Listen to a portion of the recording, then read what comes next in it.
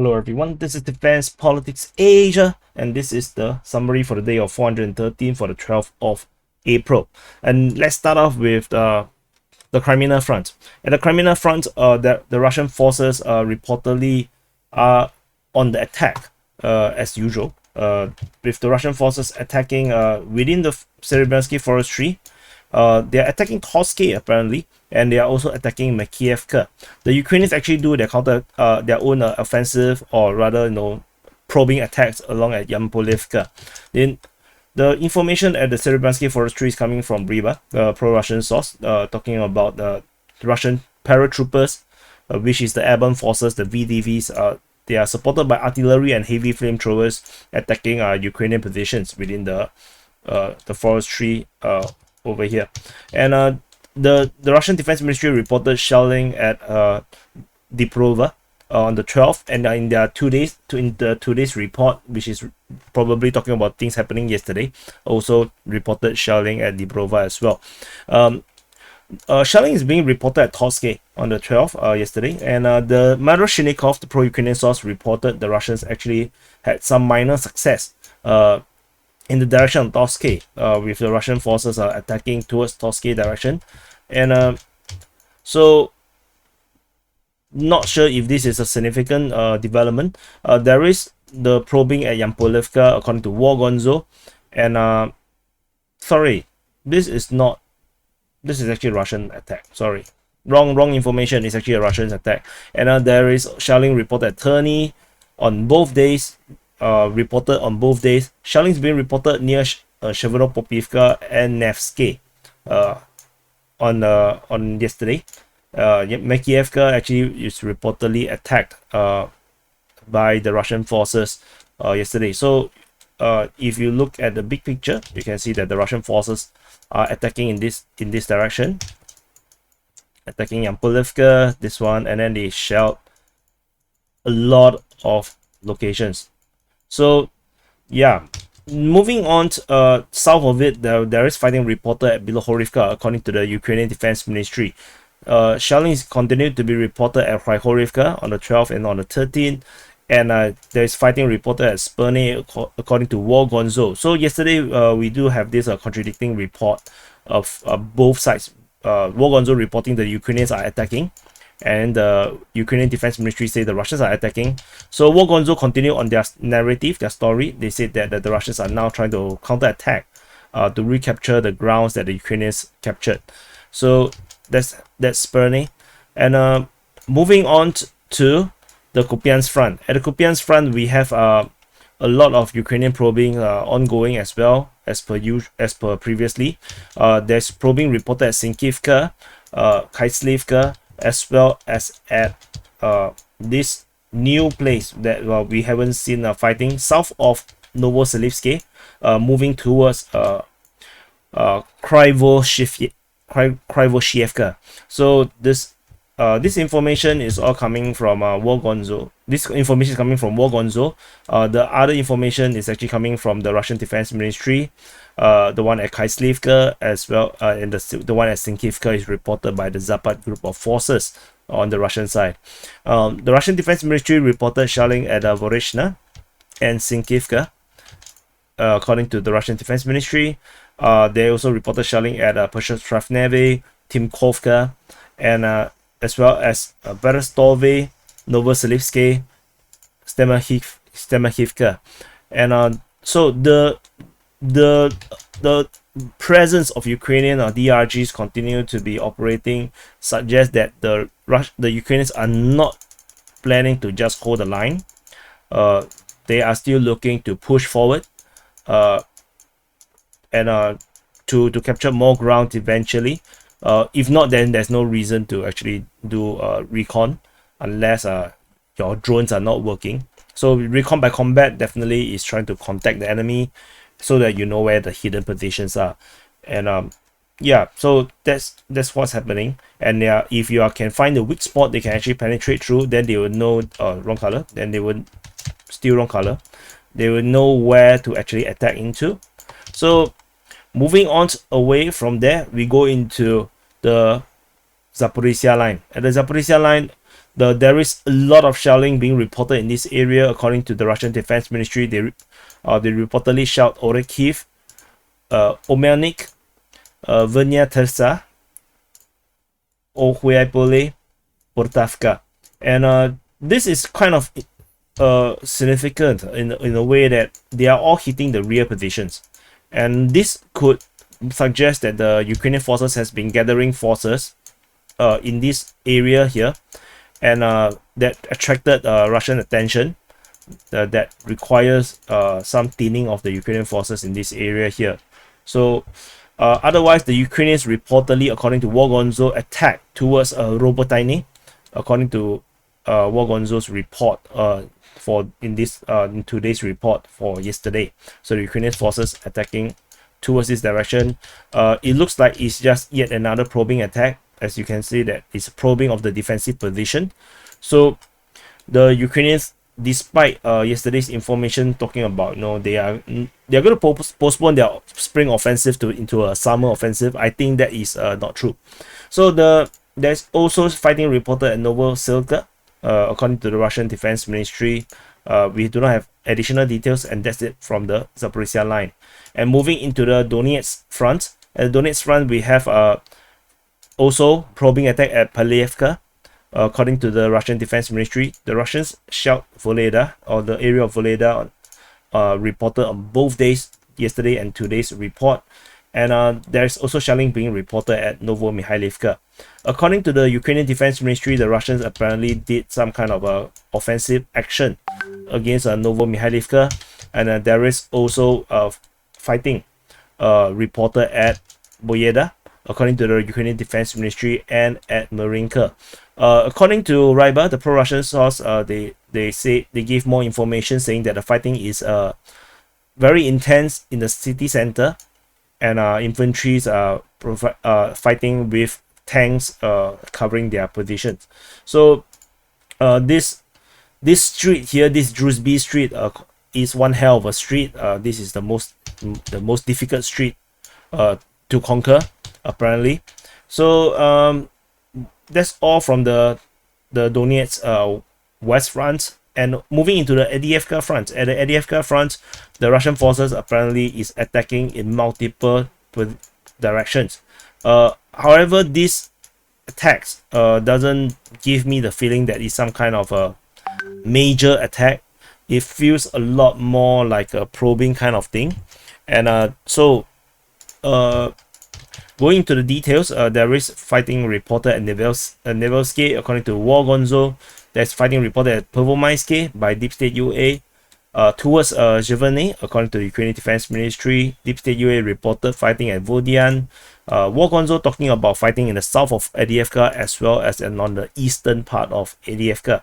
And in the north, there is fighting reported at the western part of Novobakhmutivka, according to the Deep State UA. And so that's it from the Avdiivka front. There is a shoot down of a Ukrainian aircraft, a Sukhoi 24 shot down over Liman. This is reported by the Russian Defense Ministry. One Sukhoi 24 shot down. Sukhoi 24, if I'm not wrong, is a ground attack aircraft. So, and now we move on into the Bakhmut front. At the Bakhmut front, before we go into the Bakhmut itself, there's some information of the VDV being sent into the Mykolaiivka as well as Vasilkivka. So this reinforcement, I might be wrong about the Mykolaiivka because there is another Mykolaiivka around here, I think. No, there's Kharkivka, so I'm correct. So there's a VDV airborne forces sent into Mykolaiivka as well as at Vasilkivka. So their objective is to cover the flank. So apparently they are kind of preparing against possible Ukrainian counter-offensive into this area here. And this is first signal by the Ukrainian attack on Sako-Ivasyati a few days ago. There was a probing attack in this area here, and video footage showed them attacking across this river, the Vasilkivka river. And so the fact that there was this probing attack and it was somewhat successful, probably prompt the Russian forces to reinforce these positions to ensure that the lines here remains to be secure, as the primary attack, the primary vanguard is still towards the Bakhmut city itself. And before we go into the battle of Bakhmut, there is a lot of shelling being reported as well. Again, as you can notice, it's also into the rear. There is shelling being reported at Kalinina, at Mykolaiivka as that's the Mykolaiivka I was talking about. But this too far away, so that is the correct one. And at Stupovsky, and this is all reported by the Russian Defense Ministry. And there is probing. There is actually attacks on the flanks by the airborne forces towards Krychorivka, Bodanivka, Kromove, Ivaniske, as well as towards Proteshne. At Proteshne, the information is coming from the Ukrainian Defense Ministry. They say that the fighting was at Proteshne, Bodanivka, and Kromove, which is actually Kromove and Bodanivka. So this information, however, is now superseded with the latest information coming from the pro-Russian source Remilind. They say that the Wagner shock troops, along with VDV forces, attacked into Bodanivka. Now they entered the settlement, and they are also attacking towards Krychorivka over here. And so the over here, yeah. So there's also attacking towards the side of Orikhovo-Vasilivka. I forgot to put this in, so let me put this in now. And fighting reported at Orikhovo-Vasilivka, and then this information is in today's information. So yeah, so you can see that there is this push. Is to distract the Ukrainian forces away from Bakhmut, so that they cannot reinforce Bakhmut properly. I feel that this is the reason for this attack. And or they might actually trying to go back to their original plan of going on the double pincer around Chasiv, because the fighting is also being reported at Proteshne. So this is kind of interesting, and this could also be in reaction to the possible news of the Ukrainians postponing their counter-offensive, or it could be they access that the Ukrainians have no means of doing the counter-offensive at this moment. There's this situation where the Ukrainians are trying to reinforce through Kromove road, and this force has been denied from entering due to heavy artillery shelling by the Russian forces, and even as they retreat, they also got shelled by rocket artillery by the Russian forces. So information is coming from Military Chronicles, and this is somewhat acknowledged by the Russian Defense Ministry as they very specifically talking about engaging reinforcement units that attempted to enter Bakhmut from Chasivya and Bodanivka. So this is actually very unusual, because the Russian Defense Ministry usually do not talk about something so specific. When they do, it must be something that they are really proud of. So additional information was provided by Military Chronicles. So you can check out the full information on the quick update on the Bakhmut update on the TPA main channel. And over in Bakhmut itself, the most significant is actually Deep State UA, the pro-Ukrainian source, flip-flopping. They previously mapped that they lost the Ukrainian forces lost the train station, and then after that they actually roll back their claims and saying that the train station is still in Ukrainian hands. So very unusual. Maybe they got scolded by Zelensky. Zelensky slapped him and said, "Stop making me feeling the bad mood. Bad mood, bad mood. Bad mood is really bad mood. Stop giving them bad mood. Bad mood train station. That's why the Russians called it the Artemost." So anyway, Miroshnikov, however, the pro-Ukrainian source, disputed. They say that they are losing the front lines. The receding hairline continue to recede and leveling towards the railway line. So the Ukrainian forces are falling back and are they are trying to line up along the railway lines, and it seems like inevitable in the way how he described it. And so the prospect of fighting west of it is not so distant, because they say that this is not a river, this is just a railway road. The Russians can easily just cross over on the other side. So Miroshnikov is not as it's more how to say, realist as compared to Deep State UA's statement there. And then the funny thing is, Rybar, the pro-Russian source, actually reported that the Wagner military contractors are actually still advancing towards Bakhmut 2 railway station. It seems like they're just so far behind. Makes no sense, because the fight information is all about fighting at the train station. How are you still advancing towards? Like, how far back are you? So this kind of weird. And so Remilin, the pro-Russian source, say that he has this very balanced view. Despite his pro-Russian, he basically says that the train station situation is very gray.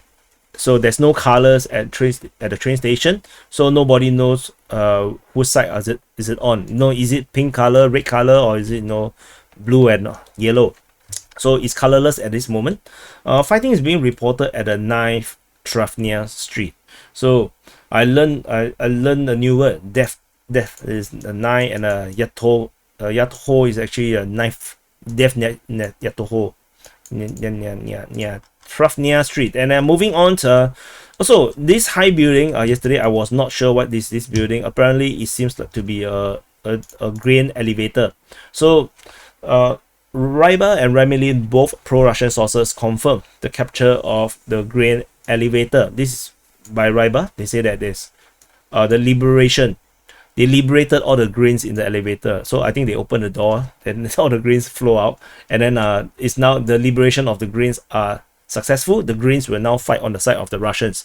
So, and the Remilin also reported similar things. They said that the Wagner forces managed to regain control. So apparently the Ukrainians managed to counterattack somewhat, and the Russian forces took back the area, and now gain a foothold. So now they are holding, and as per the report where I quoted, they said that if this holding of the positions continue to be safe throughout into the evening, then this most likely to be safe.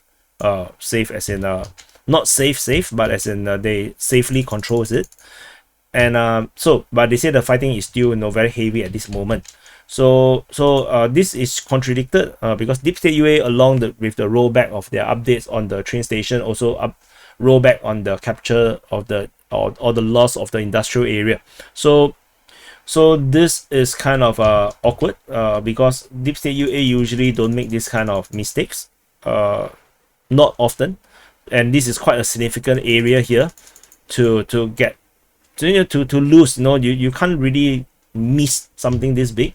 So yeah, there must be something going on. Maybe they got scolded by Zelensky. Yeah. So and otherwise there is fighting reported in the northwestern part of Bakhmut, according to Remilin, and there's also fighting reported at the southwest of Bakhmut, according to Remilin as well. So they say that, but in Remilin's accounts, he still says that the fighting here, at least in the southwest, is Wagner plus VDV forces. So there might be a possibility where this area here, sorry, I should use the red color. This area here, okay, I should zoom out. This area here and this area here is a combination of Wagner and VDV forces, and probably around Kromove as well. These are all VDV and Wagner that are conducting the assault together. And whereas in the central area, in the center of Bakhmut, this area is conducted by the Wagner forces exclusively. I believe this could be the case because if Remilin, so far Remilin has been really reliable thus far. He quite insistent on this information. Allegedly, he have information.